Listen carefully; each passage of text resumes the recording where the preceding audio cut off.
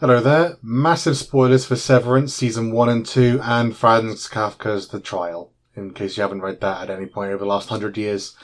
Anyway, I have been waiting for a show like Severance for years, and when I saw it, I was elated. Because this show isn't just a mystery, it's Kafkaesque, and beautifully so.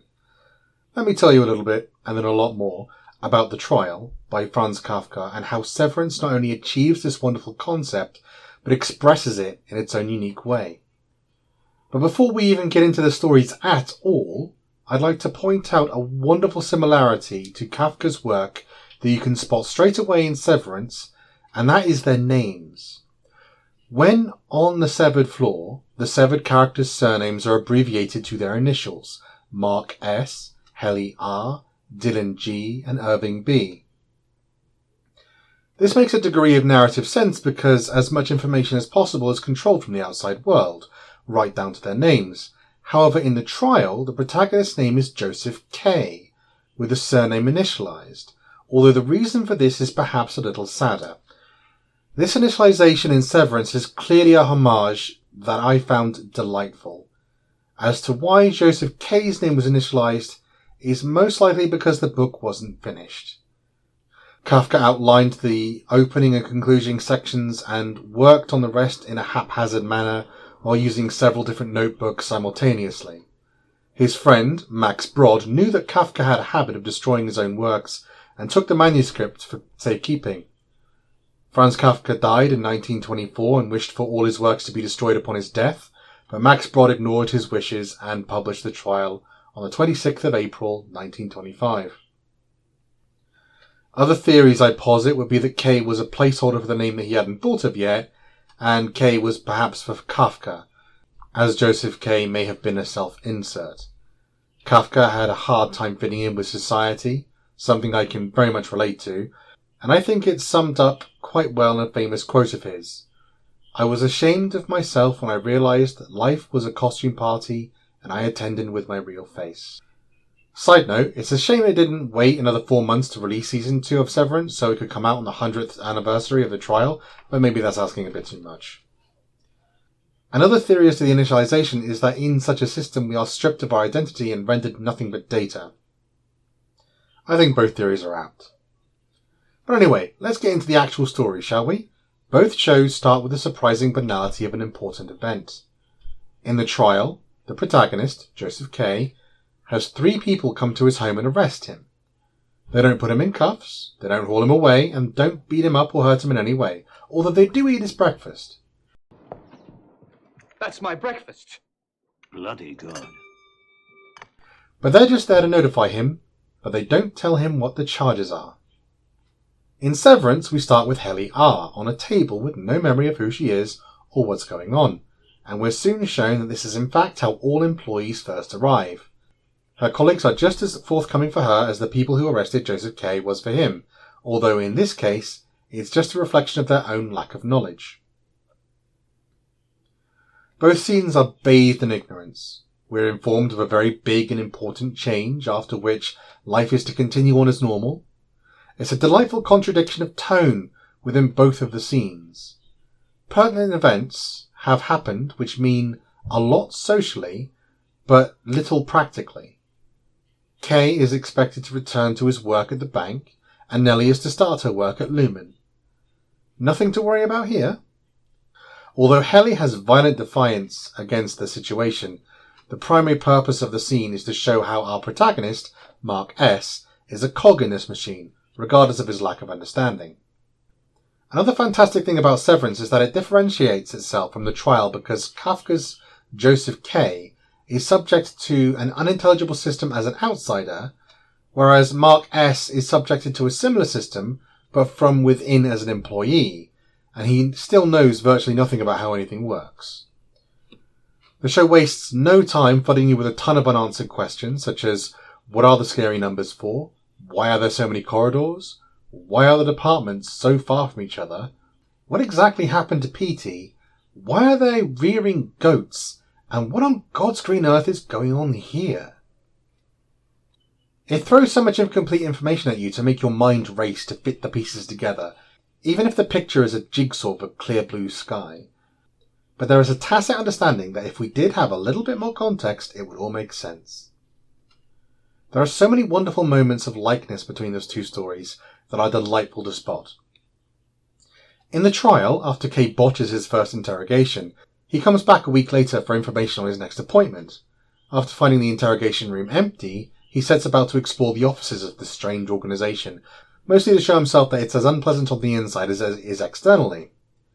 He finds a helpful law court attendant to give him a tour of the facility, and when they enter, several men who were waiting stood up as if they were in some way important. They look like upper-class men, but they stand hunched with their knees bent like beggars. Kay asks one of them what he's waiting for, and he can't answer. He looks to the other men for help, only to find none. "I'm waiting," the man started, but struggles to say more. He appeared to be someone who'd have no trouble talking in other circumstances, but the nature of the organisation makes him hesitate. "A month ago I handed in several affidavits concerning my case, and I am waiting for the results." This confirms that he was another accused man. Kay explored more of the building until he became dizzy. The air was dull and heavy from the heat emanating from the roof beams, which in turn were heated up by the sunlight bearing down on the roof.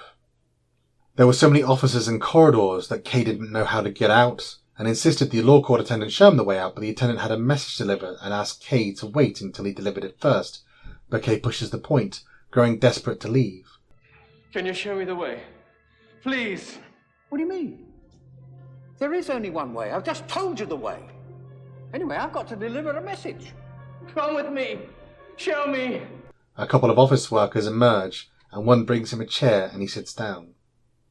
One of them takes a bar with a hook on the end and opens a skylight to let some air in, only for a ton of soot to fall down, and she closes it and wipes Kay's hands clean with her handkerchief. They offer to take him to the sick room, and Kay struggles to make his intentions known. He stands up to find the exit himself, but collapses back into the chair. They figure that he wants to leave, and they prop him up and guide him to the exit. In Severance, we find something similar, but with its own expression. The white hallways of the labyrinth beneath Lumen seem to go on forever, with an unknown number of departments. Both areas are maze-like and confusing.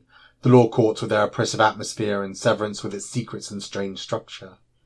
They are wonderful atmospheric representations of red tape and unintelligible bureaucracy that hit the right tone for the story they're trying to tell. For my next point, let me ask a question of you. What would happen if you lost your job tomorrow? Now, I'm sure there are plenty of you who'd be fine. But for many, missing rent could very well land you on the street. And for others, missing a mortgage payment could mean losing your house. What if you couldn't get another job for 3 months or more? For some of us, our throats might tighten at the very thought. This is a dark element that sits in the background of our living reality. There is a punitive aspect that permeates the system of both narratives, and they are both in turn reflective of the ever more serf-like reality of the working class. As Joseph K. is about to leave work late one night, he hears a sound from what he believed to be a lumber room. He opened the door to find that it was a lumber room, as he thought, but there was a man getting ready to beat 2 other men with a rod. He recognized the 2 victims as 2 of the men who were sent to arrest him. They said they were being punished because Kay had complained about him having eaten their breakfast. Kay wanted to intervene and try to negotiate with the man with the rod, but to no avail. It's a surreal scene that stays with you and speaks to the way the system functions. Now I ask you the question, how is this notion of punishment mirrored in Severance? You've got it, haven't you? Of course, it's the break room, with its delightful double entendre. That is, of course, that it's not a place where you take a break, but where they break you. But the punishment there isn't physical, it's psychological, where employees are made to read a script asking for forgiveness over and over again for hours until they sound genuine. Both of these instances speak to the subtle yet effective ways the patriarchy keeps us in check. Hence Wilhoit's law, which states, conservatism consists of exactly one proposition, to wit, there must be in-groups whom the law protects but does not bind, alongside out-groups whom the law binds but does not protect. Both of these are much more tangible examples of the punitive nature of our bureaucratic system. In reality, the punitive expression of our system is the threat of homelessness. But these stories echo that in a much clearer way. Throughout the trial, Joseph K. is often looking for information about high judges who might be able to adjudicate his case, but the structure of the law offices is riddled with hierarchies and functionalities that impede his efforts. A manufacturer who is a client at his bank suddenly mentions K's case, showing that it has become common knowledge, and he recommends he contact a painter who paints the portraits of some of the high judges and might have information K can use. K sets out immediately and ends up in the attic of an apartment building. The painter is surprisingly knowledgeable about the different kinds of acquittals K might be able to get and offers to write an affidavit for him, though he can't reveal any names and is supposedly mostly acquainted with the lower judges. The apartment is small, hot and stuffy, and K asks to open the window, but he's told it doesn't open. When it's time to leave, he doesn't want to go past the bothersome girls who are trying to eavesdrop on the conversation, so the painter offers another door behind his bed where the judges normally come through. When opened, it reveals more of the law offices, which hurls even more questions at the reader.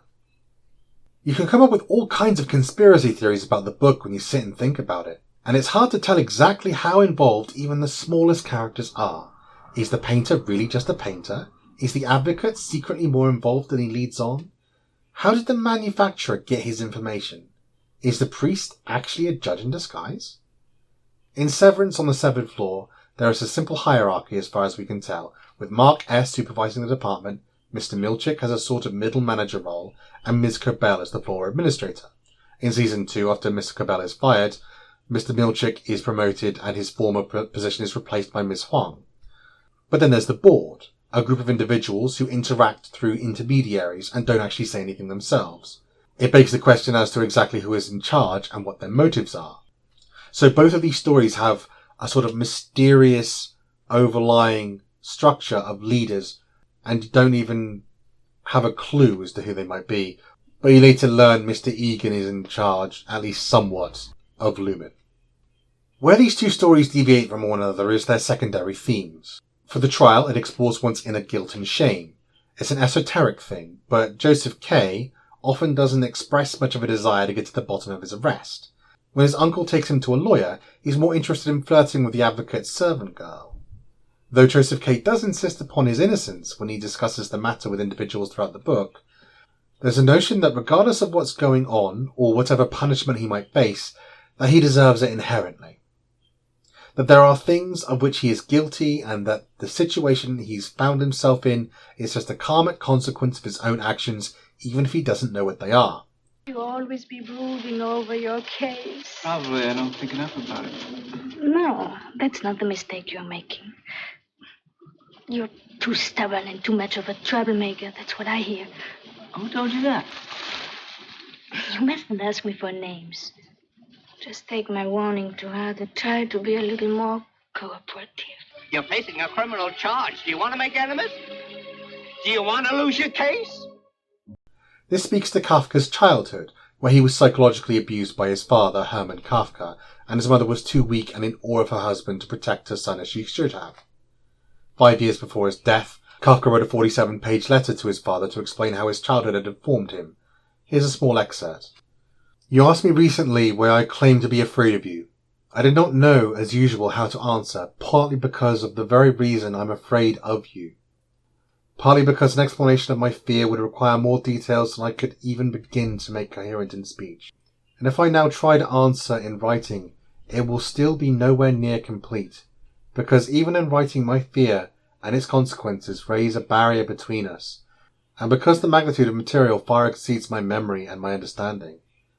To you the matter always seemed very simple, at least in as far as you spoke about it in front of me and indiscriminately in front of many others. To you it seemed like this. You had worked hard your whole life, sacrificed everything for your children, particularly me. As a result, I lived like a lord, had complete freedom to study whatever I wanted, knew where my next meal was coming from, and therefore had no reason to worry about anything. For this you asked no gratitude. You know how children show their gratitude. But at least some kind of cooperation, a sign of sympathy. Instead, I would always hide away from you in my room, buried in books, with crazy friends and eccentric ideas. We never spoke openly. I never came up to you in the synagogue. I never visited you in Franzenbad. Forgive my pronunciation. nor otherwise had any sense of family. I never took an interest in the business or your other concerns. I saddled you with the factory and then left you in the lurch. I encouraged Otler's obstinacy, and while I have never to this day lifted a finger to help you, I never even buy you the occasional theatre ticket. I do all I can for perfect strangers. If you summarize your judgment of me, it is clear that you do not actually reproach me with anything really indecent or malicious, with the exception perhaps of my latest marriage plans, but rather with coldness, alienation, ingratitude. You see how Kafka, in spite of his abuse, is self-accusative. He's looking for the flaws in himself as opposed to his guardian who should have been looking after him. And you see a reflection of this, especially in his work, The Metamorphosis, but in the trial, this punitive system that mirrors the situation with his own father is, in a way, Joseph K's own fault, in that he isn't addressing the matters properly to try and resolve the situation. Like many other victims of abuse, Kafka never stopped hoping for some kind of forgiveness from the very person that had harmed him. Like I said, you can see this reflected in the attitude of Joseph K, despite being the victim of the situation. In Severance, there is indeed an echo of this notion when Mark S.'s outie cries over the loss of his wife, and his innie doesn't understand the pain he's experiencing while he heals. This could be another beautiful homage to Kafka, how the emotions he's feeling are effectively imposed upon him by the system he's trying to navigate, and he can't process them because he doesn't understand them, or more accurately, because he's ignorant as to their source. But the show doesn't treat this as a theme, instead leaning on it early for the plot, though it is still fantastic in my humble opinion. Severance's secondary theme instead gives away to a more anti-corporate message. Throughout the show, characters are forced into a minimalist existence, from information to snacks and treats. It puts great effort in to emphasize the notion that every little thing from the company is a gift to be appreciated.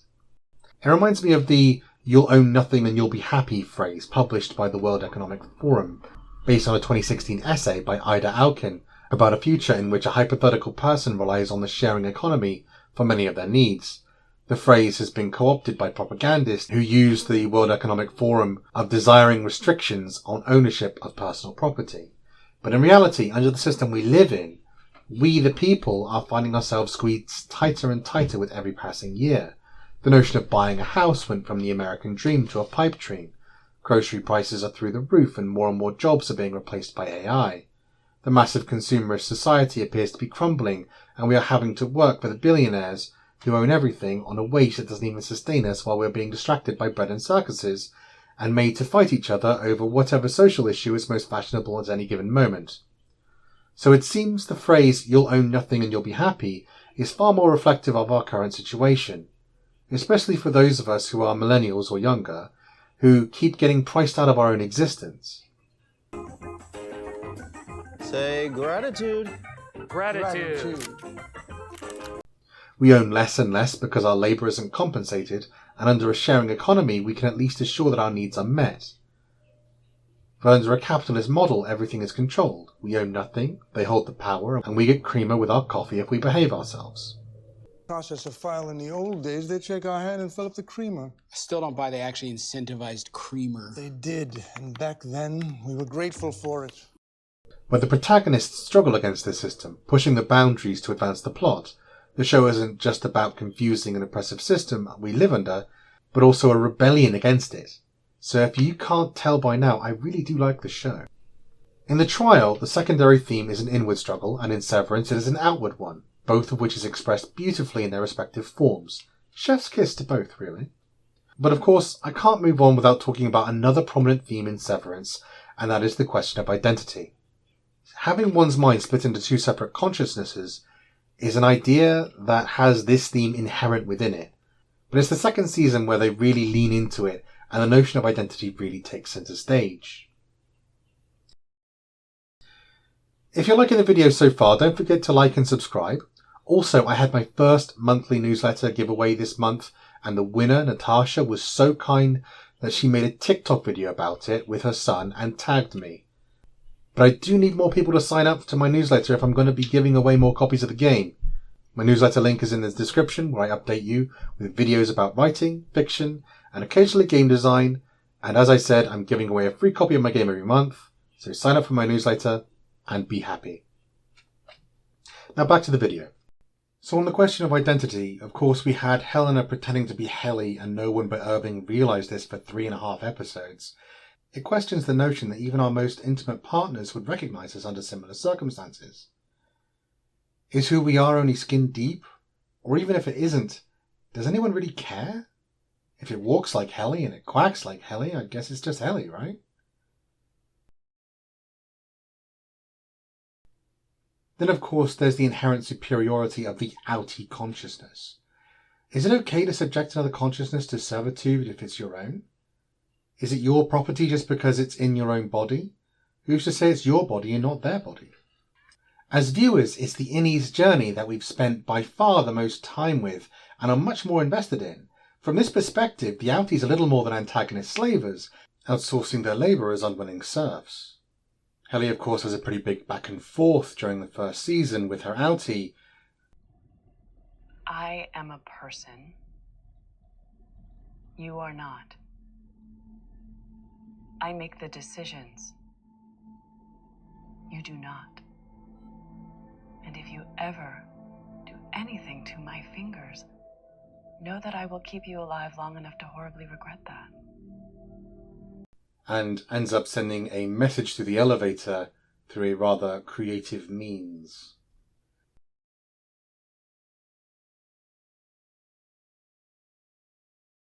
When Mark's outie gets the opportunity to talk to his innie, he comes with false promises of equality, but we know this is disingenuous.